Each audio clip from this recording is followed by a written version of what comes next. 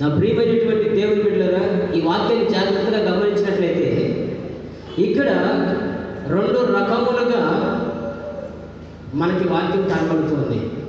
ఒకటి నా ఇష్టము అనగా సొంత చిత్తము, రెండోది దేవుని ఇష్టము అనగా దేవుని చిత్తము. రెండు రకములైనటువంటి ఇష్టాలు లేక చిత్తాలు కనిపిస్తున్నాయి. ఒకటి ఏమంటే స్వచిత్తము, రెండు దేవుని చిత్తము.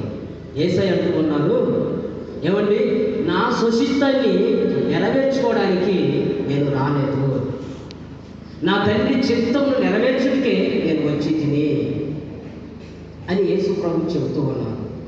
మరి యేసు ప్రభు చెప్పినట్లుగా మరి ఆయన తన సొంత చిత్తాన్ని చేశాడా లేక కేవలం తండ్రి చిత్తాన్ని చేశాడా?